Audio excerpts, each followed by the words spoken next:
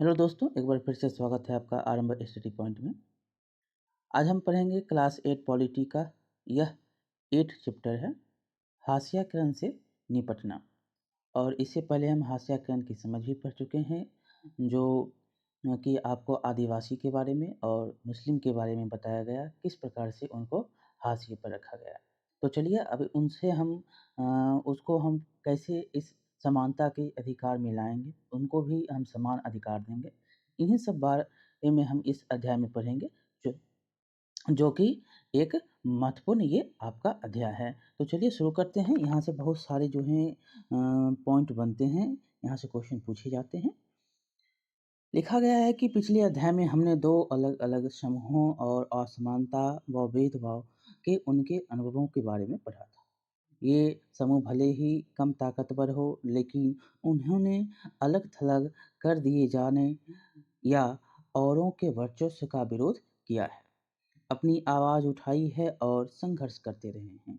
उन्होंने अपने लंबे इतिहास में विविध राजनीतियों के सहारे हालात को बदलने का प्रयास किया है। धार्मिक सांत्वना, सशस्त्र संघर्ष, आत्म परिष्कार और शिक्षा और आर्थिक बेहतरी, अपनी स्थिति में सुधार के लिए उन्होंने तरह तरह के रास्ते अपनाए हैं। संघर्ष का कौन सा रास्ता चुना जाएगा, यह हर एक मामले में उन हालात पर निर्भर करता है जिसमें हाशियाई समुदाय रहते हैं। इस अध्याय में हम यह समझने की कोशिश करेंगे कि विभिन्न समूहों और व्यक्तियों ने असमानता से निपटने के लिए क्या-क्या तरीके अपनाए हैं। आज़ादी के बाद भी इस तरह के संघर्ष और दलीलें जारी हैं, हालांकि उनका स्वरूप बदल गया है। आज हमारे देश के आदिवासी, दलित, मुसलमान, औरतें एवं अन्य हाशियाई समूह यह दलील दे रहे हैं कि एक लोकतांत्रिक देश का नागरिक होने के नाते उन्हें भी बराबर के अधिकार मिलने चाहिए और उनके अधिकारों की रक्षा होनी चाहिए। उनमें से बहुत सारे लोगों ने अपनी चिंताओं को दूर करने के लिए संविधान का भी सहारा लिया है। इस अध्याय में हम देखेंगे कि हाशियाई समूह अपने संघर्षों के दौरान संविधान का सहारा किस तरह लेते हैं। यह जो है हम यह भी देखेंगे कि विभिन्न समूहों को निरंतर शोषण से बचाने के लिए अधिकारों को कानून की शक्ल कैसे दी जाती है। यहाँ तक यहाँ इस बात पर भी विचार करेंगे कि इन समूहों को विकास का लाभ प्रदान करने के लिए सरकार की ओर से किस तरह के नीतिगत प्रयास किए गए हैं। तो चलिए इन सारे बातों को हम इस अध्याय में अध्ययन करेंगे। पहला लिखा गया है, पहला आपका टॉपिक है मौलिक अधिकारों का उपयोग। हम किस प्रकार से आपने पहले पढ़ा था कि सभी का मौलिक अधिकार जो है आत्मा है, ये क्या संविधान का आत्मा है। और यह आत्मा का जो उपयोग है हम किस प्रकार से करेंगे और किस प्रकार से उनके अधिकारों का हनन ना हो और उनको भी समानता का अधिकार मिल सके।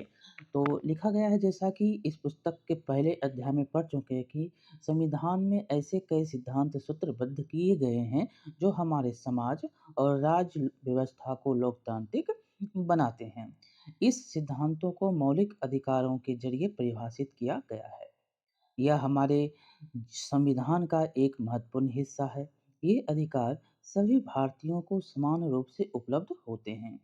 जहाँ तक हाशियाई तबकों की बात है, उन्होंने इन अधिकारों को दो तरह इस्तेमाल किया है।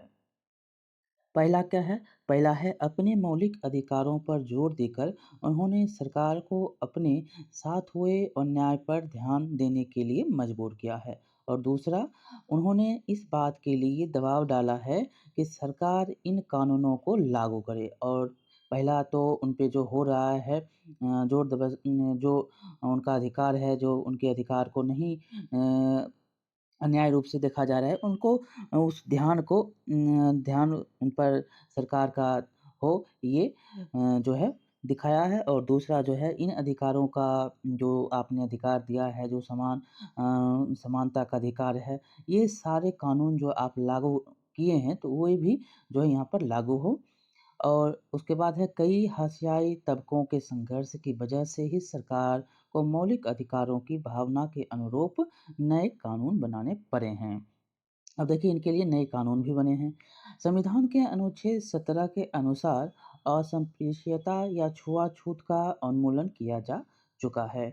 इसका मतलब यह है कि अब कोई भी व्यक्ति दलितों को पढ़ने, मंदिरों में जाने और सार्वजनिक सुविधाओं का इस्तेमाल करने से नहीं रोक सकता। अनुच्छेद याद रखेंगे 17 में जो आप किसी भी दलित को या मुस्लिम को कोई भी हो उसको ना पढ़ने, ना मंदिर जाने, ना सार्वजनिक सुविधाओं का इस्तेमाल करने से नहीं रोक सकते हैं। इसका मतलब यह है कि छुआछूत गलत है और लोकतांत्रिक सरकार इस तरह के आचरण को बर्दाश्त नहीं करेगी। लिहाजा अब असंपृक्यता एक दंडनीय अपराध है। अब देखिए यहाँ पर है दलित शब्द का मतलब होता है क्या? तो दबा कुचला। दलित समूहों ने यह शब्द जाति व्यवस्था के तहत अपने साथ सदियों से होते आ रहे भेदभाव को रेखांकित करने के लिए खुद चुना है और यह जो है दलित शब्द उन्होंने खुद चुना क्योंकि जाति व्यवस्था के अनुरूप उनके साथ जो होता आ रहा है उसी को देखते हुए उन्होंने ये शब्द चुना। अब आगे है संविधान में ऐसे दूसरे भी अनुच्छेद हैं जो असंपृक्यता के खिलाफ हैं। उदाहरण के लिए आप देखेंगे तो संविधान के 15 अनुच्छेद 15 में कहा गया है कि भारत के किसी भी नागरिक के साथ धर्म, नस्ल, जाति, लिंग या जन्म स्थान के आधार पर आप उसका भेदभाव नहीं किया जाएगा। कौन अनुच्छेद है? तो 15 अनुच्छेद है। भारत में कोई भी अगर नागरिक है, भारत का नागरिक है, तो उसके साथ ना धर्म, ना नस्ल, ना जाति, ना लिंग, ना जन्म स्थान इत्यादि के आधार पर उसके साथ भेदभाव नहीं कर सकते हैं। इसके बारे में हम कक्षा 7 में भी पढ़े हैं कि ये सब पहले भी अनुच्छेद में है।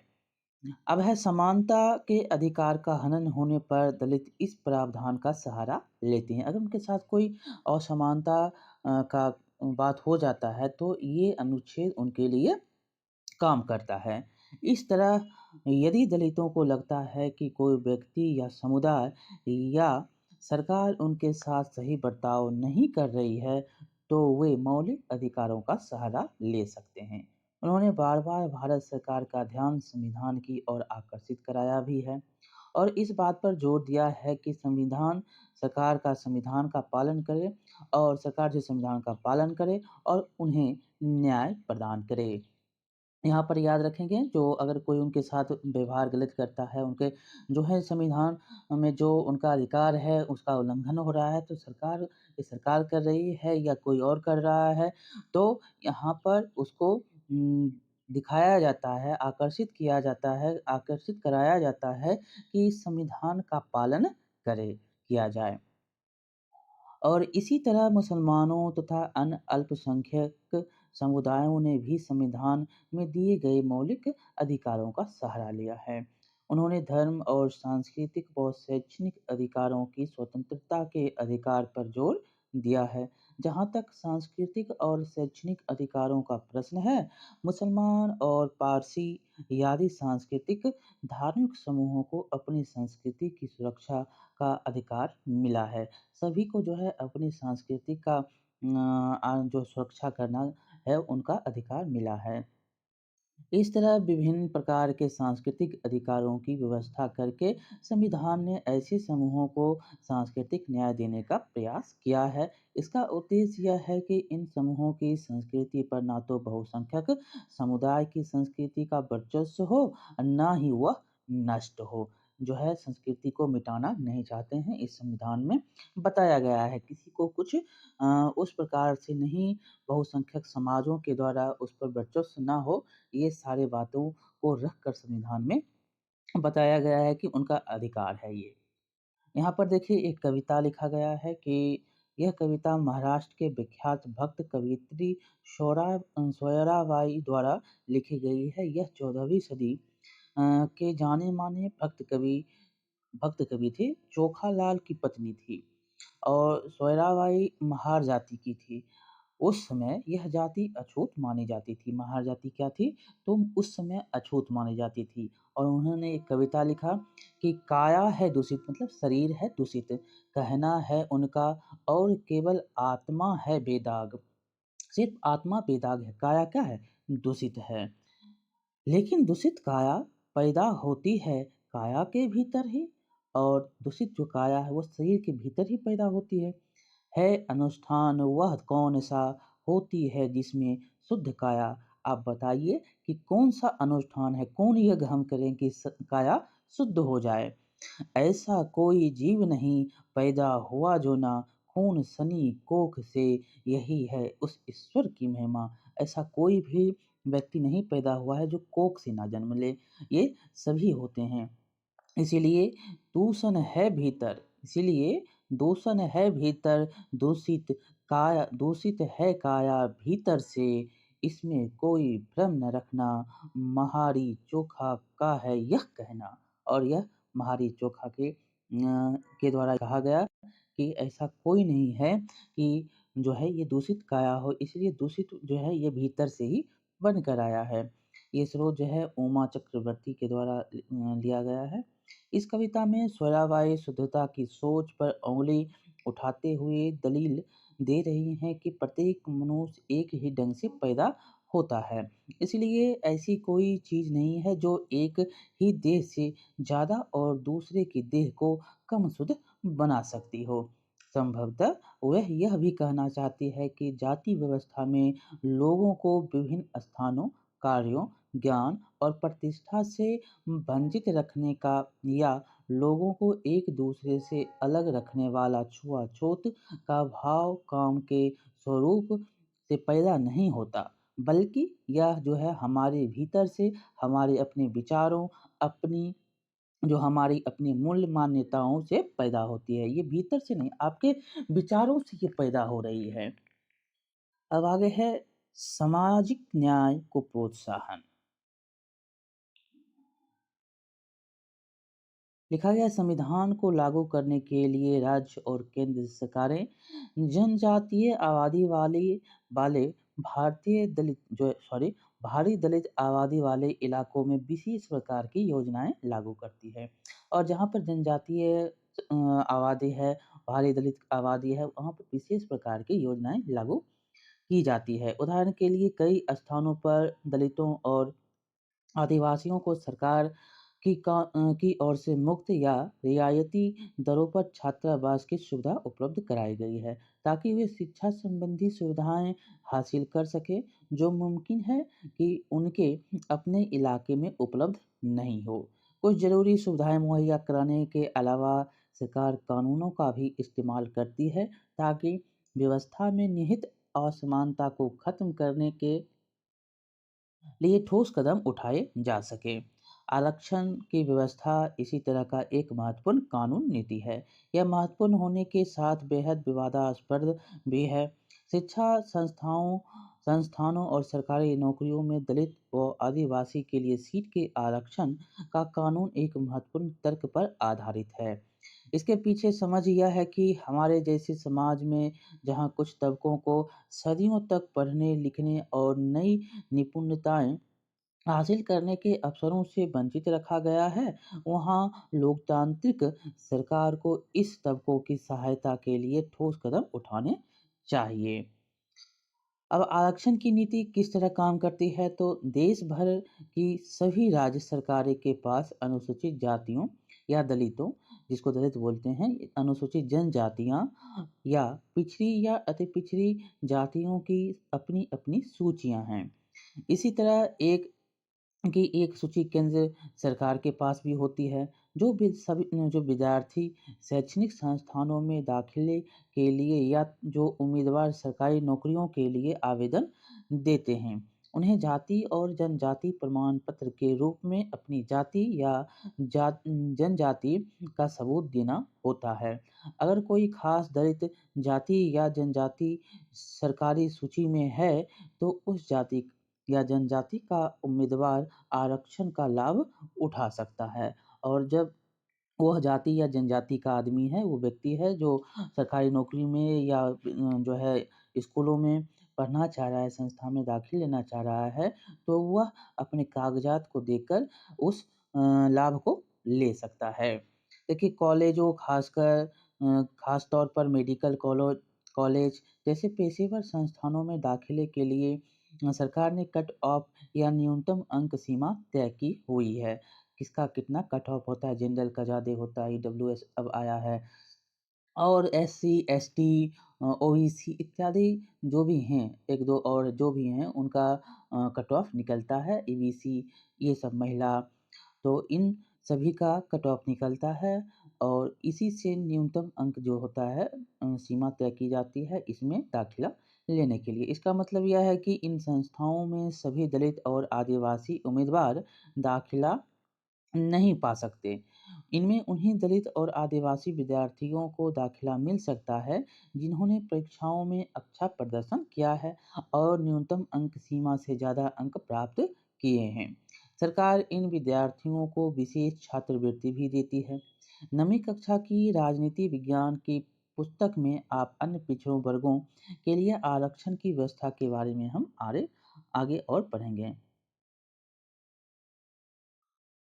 देखिए, यहाँ पर बताया भी गया है कि जो आप दे रहे हैं, आपकी राय में दलितों और आदिवासियों को सामाजिक न्याय प्रदान करने के लिए आरक्षण इतना महत्वपूर्ण क्यों है? इसका एक कारण बताइए। क्योंकि वो पढ़ने में या उनको वैसा सुविधा नहीं मिल पाता है जो उनको चाहिए। एक आदिवासी जहाँ पर ना जाने के लिए रास्ता है, ना खाने के लिए वैसी व्यवस्था है, ना रहने के लिए घर है, इन सभी बातों को देखते हुए विद्यार्थी कैसे पढ़ेगा?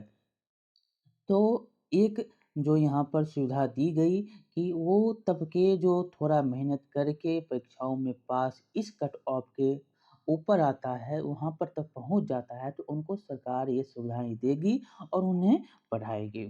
देखिए, आगे यहाँ पर है कि योजनाओं की सूची और यह योजना किस बारे में है? आपकी राय में इसमें सामाजिक न्याय को कैसे बढ़ावा मिलेगा? देखिए, पहला क्या है कि विद्यार्थियों के लिए वजीफ़े की व्यवस्था, और यह जो योजना है किस प्रकार से, तो उनके लिए रहने के लिए, खाने के लिए, और यहाँ पर उनको जो है विशेष रूप से ध्यान दिया जाता है कि उनकी व्यवस्थाएँ पूरा हो सके। विशेष स्थानों का भी गठन होता है। जो जनजाति थाने होते हैं, जो उनके लिए ही होते हैं, ज अगर उन पर कोई अगर उनका कोई शोषण कर रहा है, सामाजिक शोषण जो वर्चस्व में है, बहुसंख्यक लोग कर रहा है, तो वो उन पर जो है ये थाने अनुसूचित जाति जनजाति के लिए अलग से थाने हैं। सरकारी स्कूलों में लड़कियों के लिए विशेष योजनाएँ होती हैं, जो जनरल जो जो होते हैं ओबीसी, इनसे ज़्यादा उनको जो है रुपए दिए जाते हैं और उनकी व्यवस्थाओं का पूर्ण रूपेण ध्यान भी दिया जाता है कि वो आगे बढ़ें। आगे बढ़ाने के लिए पीछे कोई नहीं रहे, समान सभी आए, इसी को देखते हुए ऐसी व्यवस्था की गई है। अब देखिए, दलितों और आदिवासियों के अधिकारों की रक्षा। हाशियाई समुदायों को देखभाल और शोषण से बचाने के लिए नीतियों के अलावा हमारे देश में कई कानून भी बनाए गए। आइए यहाँ एक सच्ची घटना पर आधारित इस केस स्टडी को पढ़कर जानें कि अपनी रक्षा के लिए दलित इन कानूनों का किस तरह इस्तेमाल करते हैं।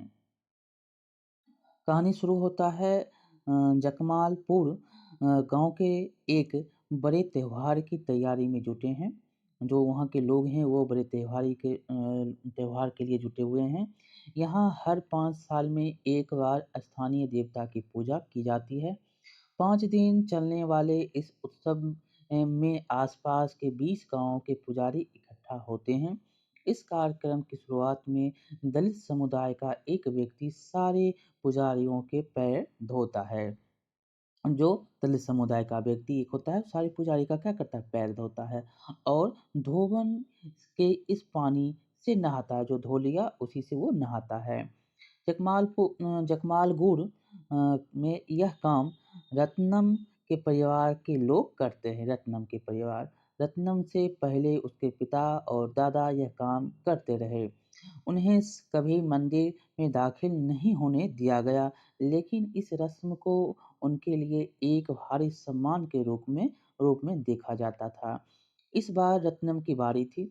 रत्नम 20 साल का था और पास के ही कॉलेज में इंजीनियरिंग की पढ़ाई कर रहा था।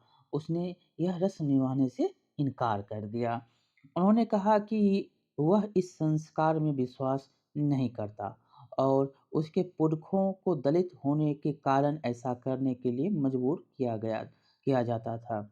रत्नम ने रत्नम के इनकार से न केवल गांव की ताकतवर जातियां बल्कि उसके अपने समुदाय के कई परिवार भी खफा थे।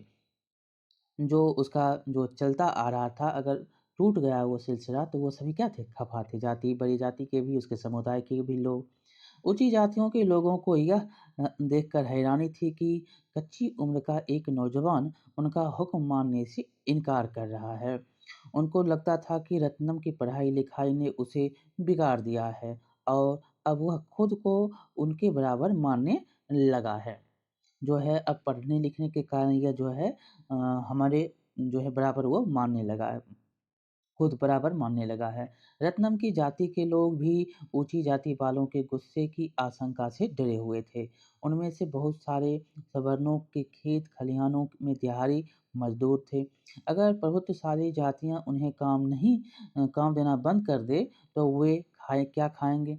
ज़िंदगी कैसे चलेगी? ऊँची जातियों ने यह भी ऐलान कर दिया था कि अगर दलित नहीं झुकेंगे, तो उन्हें स्थानीय देवता का अभिशाप लगेगा। रत्नम की दलील यह थी कि चूँकि आज तक एक भी दलित मंदिर के भीतर नहीं गया, इसलिए देवता के उन पर गुस्सा होने का सवाल ही नहीं उठता। जब हम भीतर ही नहीं जा रहे हैं, तो वो कैसे हम पे गुस्सा करेंगे, ये रत्नम बोलता है। उससे पहले हम देखिए आगे कहानी से हम ये पढ़ेंगे। देखिए यहाँ पर लिखा गया है कि भाषा की अपनी पुस्तक में आपने कबीर के दोहे पढ़े होंगे। कबीर 15वीं के कवि थे। कब के थे? 15वीं सदी। क्वेश्चन पूछा गया है। पेशे से बुनकर कबीर भक्ति परंपरा के से जुड़े थे। कबीर की कविता परम सत्ता के प्रति उनके प्रेम पर केंद्रित थी। उनका यह प्रेम रस्मों और पंडित पुजारियों के चंगुल से आज़ाद था। उनकी कविताओं में ताकतवर लोगों की तीखी आलोचना दिखाई देती है। कबीर ने ऐसी लोगों पर बार-बार प्रहार किया जो अपनी धार्मिक और जातीय पहचानों के लिए लोगों को सांचे में कैद कर देते हैं। उनकी राय में हर व्यक्ति के पास आध्यात्मिक मुक्ति प्राप्त करने की क्षमता होती है और वे अपने अनुभवों के ज़रिए भीतर के गहरे ज्ञान को हासिल कर सकता है। उनके पद सभी समुदायों की समानता और श्रम की महत्ता के शक्तिशाली विचारों को सामने लाते हैं। वे एक साधारण कुम्हार, बुनकर और घड़े में पानी लाती औरत सबके श्रम का सम्मान करते हैं। और उनके पदों में श्रम ही समूचे ब्रह्मांड को समझने का आधार है। उनकी प्रत्यक्ष साहस भरी चुनौती आज भी लोगों को प्रेरित करती है। उत्तर प्रदेश, राजस्थान, मध्य प्रदेश, पंजाब, बंगाल, बिहार, गुजरात में दलित, हाशियाई समूह और सामाजिक ऊंच-नीच से घृणा करने वाले लोग आज भी कबीर के पदों को गाते हैं। अब हम आगे पढ़ेंगे कि ताकतवर जातियों ने रत्नम को सबक सिखाने की ठानी। अब जो है अब सबक सिखाने के लिए रत्नम को जो ताकतवर जाति सवर्ण जाति है वो ठानता है। उन्होंने उसके समुदाय को हुक्म दिया कि वो रत्नम और उसके परिवार का बहिष्कार कर दे। सभी को यह आदेश दिया गया कि कोई भी उसके परिवार से किसी तरह का संपर्क ना रखे। एक रात को अचानक कुछ लोगों ने आकर रत्नम की झोपड़ी में आग लगा दी। रत्नम किसी तरह अपनी माँ के साथ जिंदा भाग निकला। उसने अनुसूचित जाति और अनुसूचित जनजाति जो अत्याचार निवारण अधिनियम 1989 के तहत स्थानीय थाने में मामला दर्ज कराया। बाकी दलित परिवार तब भी उनके समर्थन में आगे नहीं आए। यहाँ तक घटना हो चुकी है, घर जल चुका है। तब उन्होंने अनुसूचित और अनुसूचित जाति के जो अत्याचार निवारण अधिनियम के तहत 1989 में स्थानीय थाने में मामला कब है? 1989 याद रखेंगे, 1989 में यह जो है थाना बना है। और यह इसमें जाकर उन्होंने क्या किया? मामला दर्ज करवा दिया। वे डरे हुए थे, जो अभी भी जो है बाकी दलित उनके समर्थन में नहीं आए थे। वे डरे हुए थे। उन्हें लगा कि अगर वे अपना मुँह खोलेंगे तो उनकी हालत भी रत्नम जैसी ही बन जाएगी। स्थानीय मीडिया ने इस घटना का काफ़ी ध्यान दिया का इस घटना पर काफ़ी ध्यान दिया। बहुत सारे पत्रकारों ने गाँव का दौरा किया। रत्नम को उन्होंने दलित प्रतिरोध के प्रतीक के रूप में पेश किया। दलित जो है प्रतिरोध के रूप में इन्होंने पेश किया कौन? मीडिया ने। अंततः विवादास्पद जो है रस्म को ख़त्म कर दी गई, लेकिन उसके परिवार को गाँव छोड़कर जाना पड़ा क्योंकि गाँव की ऊँची जातियों ने उसका बहिष्कार कर दिया। अब देखिए यहाँ पर हम पढ़ेंगे अनुसूचित जाति एवं अनुसूचित जनजाति अत्याचार निवारण अधिनियम 1989। क्या है ये? तो रत्नम ने अपने गांव में ऊंची जातियों द्वारा किए जा रहे भेदभाव और हिंसा का विरोध करने के लिए अनुसूचित जाति एवं अनुसूचित जनजाति अत्याचार निवारण अधिनियम के तहत शिकायत दर्ज कराई और कानून का सहारा लिया। यह कानून देखिए 1989 में दलित तथा अन्य समुदायों की मांगों के जवाब में बनाया गया था। उस समय सरकार पर इस बात के लिए भारी दबाव पड़ रहा था कि वह दलितों और आदिवासियों के साथ रोजमर्रा होने वाले दुर्व्यवहार और अपमान पर रोक लगाने के लिए कोई ठोस कदम उठाए, कार्रवाई करे। यूँ तो इस तरह का व्यवहार लंबे समय से चला आ रहा था, लेकिन 70 के दशक के आखिर और 80 के दशक में यह समस्या हिंसक रूप लेने लगी थी।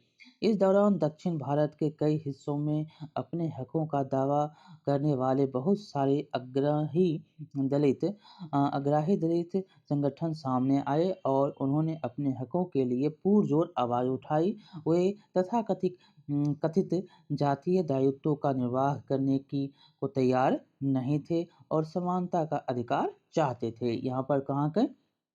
तो दक्षिण के लोग ये सब जो है करने लगे, वो चाहते थे कि हमें भी समानता का अधिकार मिले। रत्नम की तरह उन्होंने भी दलितों का अपमान व शोषण करने वाली परंपराओं को मानने से इनकार कर दिया था।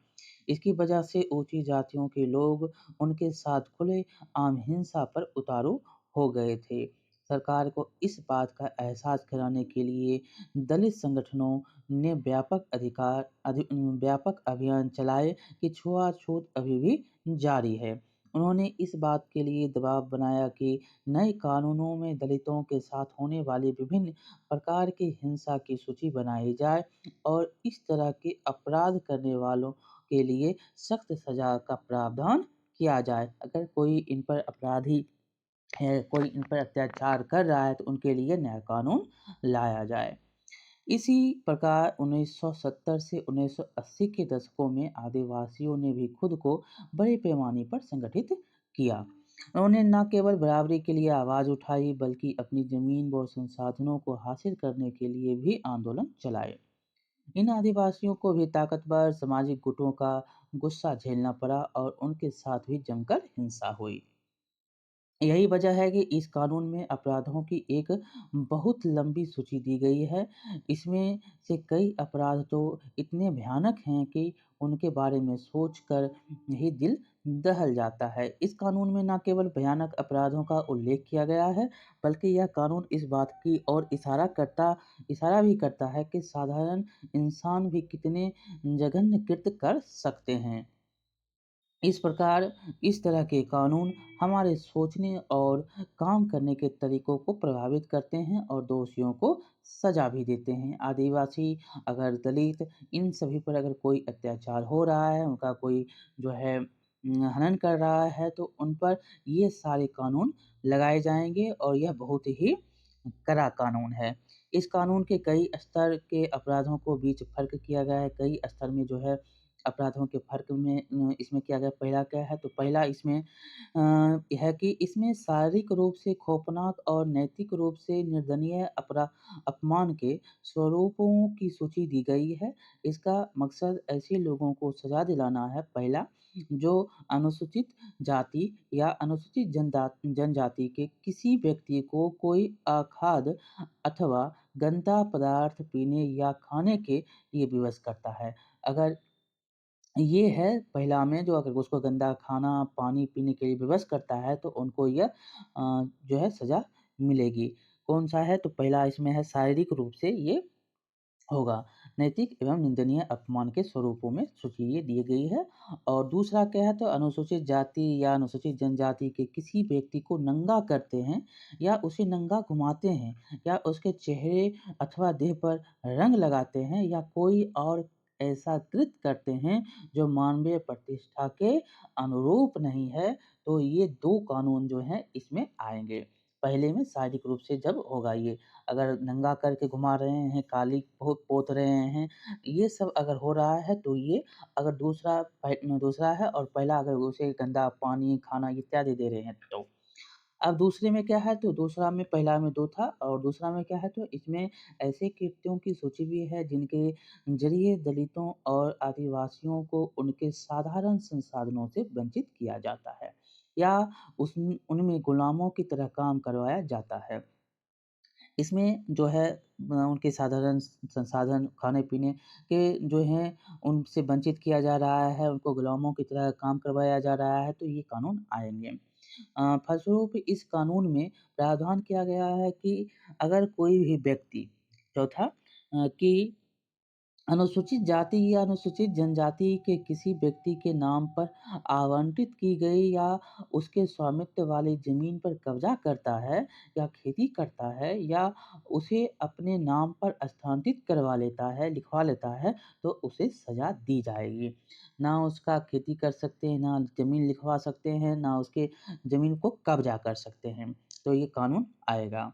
एक और स्तर का यह कानून इस बात को मान्यता देता है कि दलित एवं आदिवासी महिलाओं के खिलाफ होने वाले अपराध एक खास तरह के अपराध हैं। इसीलिए ऐसे लोगों को दंडित करने की व्यवस्था की गई है, जो कि 6 अनुसूचित जाति या अनुसूचित जनजाति की किसी महिला को अपमानित करने के लिए उस पर हमला करते हैं या उस पर हमला करते हैं या उसके साथ जो है ज़ोर ज़बरदस्ती करते हैं, तो ये कानून आपको लगेगा। देखिए, क्या आप 1989 के कानून के 2 प्रावधानों का उल्लेख कर सकते हैं? देखिए, पहला और दूसरा आपने देखा कि अगर किसी के साथ, अगर आप ज़बरदस्ती महिलाओं के साथ, अगर दूसरा जो आप उसकी ज़मीन को हड़प रहे हैं, तीसरा यहाँ पर 2-3 जो है हम बता ही देते हैं। तीसरा, अगर उसके साथ जो है कैसा व्यवहार कर रहे हैं, तो नंगा करके घुमा रहे हैं या काली पोछ रहे हैं या उसके साथ खाना-पानी में अगर उसका कुछ अखाद्य पदार्थ उसको दे रहे हैं, तो ये सभी कानून जो हैं शारीरिक रूप से खौफनाक, नैतिक दर्द जो है, मार-पीट रहे हैं, तो ये सब है जो है कानून बनाए गए। शब्द संकलन को देखकर अपने शब्दों में नैतिक रूप से निंदनीय, मतलब नैतिक जो समाज में चल रहा है, नैतिक रूप से निंदनीय का पद से आप क्या समझते हैं? तो यही है कि नैतिक, मतलब आपका जो जीवन जीने की कला है, आप जैसे जी रहे हैं, सभी का जैसे अधिकार है, उसका अगर आप दुरुपयोग कर रहे हैं, तो ये सभी आएँगे। यहाँ पर हम कुछ जो है पढ़ेंगे ये कि पंडित देखहूँ मन में जानी, कहूँ दहो छूती कहाँ से उपजी, तब ही छूती तुम माने।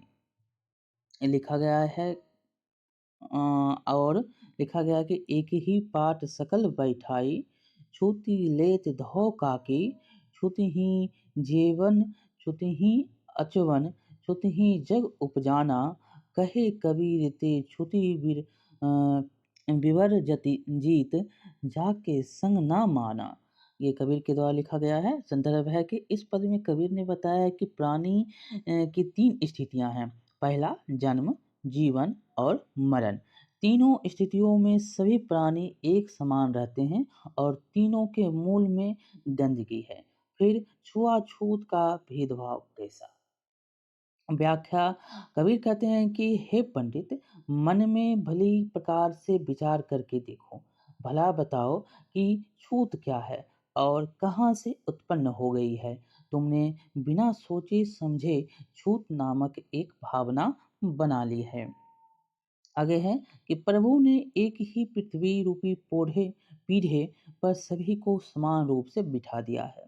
फिर तुम किसको छूत कहोगे और किसे अछूत? अन्न और जल जिसका भोजन और पान किया जाता है गंदगी से संयुक्त हैं, इसी छूत से सभी उत्पन्न हैं। फिर इसमें क्या इसमें कौन बचा है?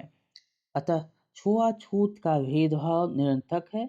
कबीर कहते हैं कि वास्तव में छूत से वही लोग परे हैं जिन पर माया का प्रभाव नहीं है।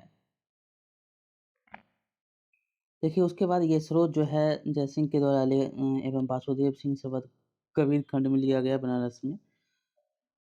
आगे क्या लिखा गया है कि कबीर और छूत शब्द को यह यहाँ एक नया अर्थ देते हैं। उनका दावा है कि असंस्पृश्यता की ही ज्ञान का सर्वोच्च स्तर है। इसका मतलब है कि वह व्यक्ति संकुचित और विभाजक विचारों से पूरी तरह से मुक्त है। देखिए उसके बाद है लिहाजा कबीर असंस्पृश्यता की सोच को सिर केवल खड़ा करके अछूतों की सबसे निचली अवस्था की बजाय सबसे ऊंची अव्यवस्था में स्थापित कर देते हैं। हम आगे पढ़ेंगे। अगला कहानी है हाथ से मैला उठाने का कलंक। देख रहे हैं ये एक सफाई कर्मी जो है वो हाथ से मैला उठा रहा है, यहाँ पर दिखाया गया है तस्वीर में। देखिए बहुत सारे लोग झाड़ू, टीन और टोकरियां के सहारे पशुओं, इंसानों के मल-मूत्र को ठिकाने लगाते हैं। वे बिना पानी वाले मतलब सूखे शौचालयों से गंदगी उठाकर दूर के स्थानों पर फेंक कर आते हैं। हाथ से मैला उठाने वाले पीढ़ी दर पीढ़ी यही काम करते हैं। यह काम आमतौर पर दलित औरतों और लड़कियों के हिस्से में आता है। आंध्र प्रदेश में सक्रिय सफाई कर्मचारी आंदोलन के अनुसार पूरे देश में दलित समुदाय के लगभग 1 लाख लोग यह काम कर रहे हैं। सिर पर मैला ढोने वालों के बीच काम करने वाले इस संगठन का कहना है कि ये लोग 26 लाख निजी और सामुदायिक सूखे शौचालयों की सफाई करते हैं। सिर पर मैला ढोने वाले बेहद अमानवीय स्थितियों में काम करते हैं। इस काम के कारण उनके स्वास्थ्य को गंभीर खतरा बना रहता है। वे लगातार ऐसे संक्रमण के खतरे में रहते हैं जिससे उनकी आँखों, त्वचा, श्वसन तंत्र और पाचन तंत्र पर असर पड़ सकता है। इस काम के लिए उन्हें बहुत मामूली वेतन मिलता है। नगर पालिकाओं में काम करने वालों को रोजाना 200 रुपये मिलते हैं, जबकि निजी घरों में काम करने वालों को इससे भी कम पैसा मिलता है। जैसा कि आपने इस पुस्तक में पढ़ा है, भारतीय संविधान में असंस्पृश्यता की प्रथा को खत्म किया जा चुका है। फिर भी हाथ से मैला उठाने वालों को कई जगह अछूत माना जाता है। गुजरात के भंगी, आंध्र प्रदेश के पाखी और तमिलनाडु के सिक्कलयार इसी श्रेणी में आते हैं। आमतौर पर उन्हें गांव के किनारे अलग टोलों में रहना पड़ता है। उन्हें मंदिर, सार्वजनिक जल सुविधाओं आदि के पास फटकने भी नहीं दिया जाता है। उनको वहाँ पर आने तक नहीं दिया जाता है ऐसे लोगों को। ये देख सकते हैं सूखे जो हैं कर्मचारी सफाई आंदोलन के कार्यकर्ता सूखे शौचालयों को गिरा रहे हैं। और आगे है कि सरकार ने क्या किया, तो सरकार 1993 में सरकार ने employment of man manual scavengers and construction of dry latrines मतलब प्रोहिबिशन एक्ट 1993 पारित किया। और यह कानून सिर पर मैला उठाने वालों को काम पर रखने और सूखे शौचालयों के निर्माण पर पाबंदी लगाता है। 2003 में सफाई कर्मचारी आंदोलन तथा 13 अन्य संगठनों व व्यक्तियों जिनमें से 7 मिलाड होने वाले थे ने सर्वोच्च न्यायालयों में एक जनहित याचिका दायर की थी। कब 13 2003 में याचिका दायर करने वालों का कहना था कि सिर पर मैला ढोने की प्रथा न केवल आज भी चल रही है बल्कि रेलवे जैसे सरकारी उपक्रमों में भी बड़े पैमाने पर प्रचलित है। याचिकाकर्ताओं ने अपने मौलिक अधिकारों को लागू करवाने का आग्रह किया। उस इसके जवाब में न्यायालय ने निष्कर्ष दिया कि 1993 में पारित किए गए कानून के बाद देश भर में सिर पर मैला ढोने वालों की संख्या में इजाफा हुआ है। न्यायालय ने देश ने केंद्र व राज्य सरकार के प्रत्येक विभाग मंत्रालयों को आदेश दिया कि वे 6 माह के भीतर इस बात की सच्चाई का पता लगाएं। अगर सिर पर मैला ढोने की प्रथा अभी भी प्रचलन में पाई जाती है तो संबंधित सरकारी विभागों को ऐसे लोगों की मुक्ति और पुनर्वास के लिए एक समयबद्ध कार्यक्रम तैयार करना चाहिए। हाथ से मैला उठाने वाले कर्मियों के नियोजन का प्रतिषेध और उनका पुनर्वास अधिनियम 6 दिसंबर 2013 से लागू है। अब हम आगे पढ़ेंगे आदिवासियों की मांगे और 1989 का अधिनियम। क्या है तो 1989 का अधिनियम एक और वजह से महत्वपूर्ण है। आदिवासी कार्यकर्ता अपनी परंपरागत जमीन पर अपने कब्जे की बहाली के लिए इस कानून का सहारा लेते हैं। जैसा कि आपने पिछले अध्याय में पढ़ा था, अपनी जमीन छोड़ने और जबरन विस्थापन से आदिवासियों को भारी परेशानी होती है। कार्यकर्ताओं का कहना है कि जिन लोगों ने आदिवासियों की जमीन पर जबरदस्ती कब्जा कर लिया है, उन्हें इस कानून के तहत सज़ा दी जानी चाहिए। उन्होंने कहा कि यह कानून भी जनजातीय समुदायों को केवल वही लाभ देता है जिनका संविधान में आश्वासन दिया गया था। ये उनका कहना है कि संवैधानिक रूप से आदिवासियों की ज़मीन को किसी गैर आदिवासी व्यक्ति को नहीं बेचा जा सकता है। जहाँ ऐसा हुआ है, वहाँ संविधान की गरिमा बनाए रखने के लिए उन्हें उनकी ज़मीन वापस मिलनी चाहिए।